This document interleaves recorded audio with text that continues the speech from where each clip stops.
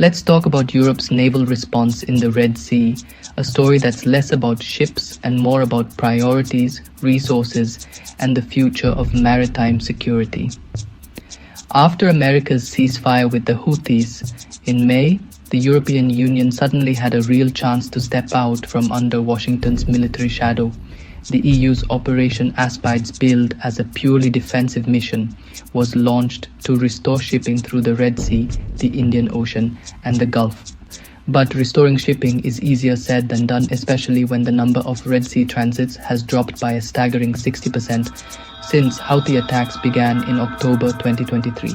Here's the reality: when the Magic Seas and Eternity C2 merchant ships were attacked just this July, Aspides couldn't protect them. Both ships were encircled, fired on, and sunk.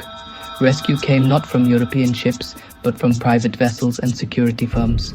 An officer from Eternity Sea's operator later admitted he'd asked Aspides for help, only to find there were simply no EU ships in the area. Resource shortages are a big part of that.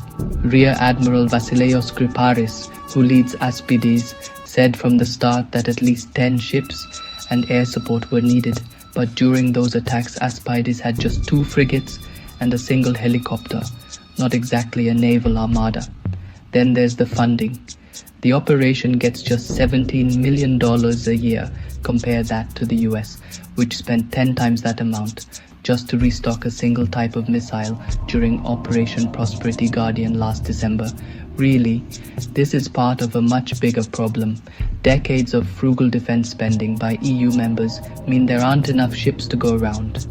Europe's NATO members can muster 3 aircraft carriers, the US 11. So, with limited assets, European navies are stretched thin. Some vessels have been sent as far as the Indian and Pacific Oceans, eyeing China's growing power. Others are watching Russia's moves in the Black Sea. And every one of these deployments means fewer resources for the Red Sea, where they're needed now. Institutional hurdles make things even tougher. Operations like Aspides need unanimous approval from all 27 EU members, hardly a recipe for quick action.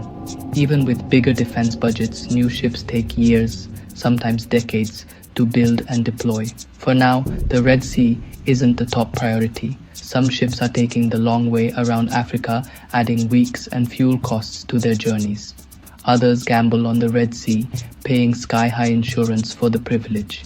Either way, they keep sailing because the world's trade doesn't wait for perfect security.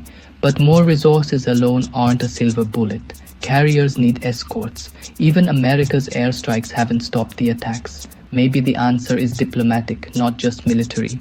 Here's the real warning: the Houthis have shown just how much damage small, motivated groups can inflict with limited means.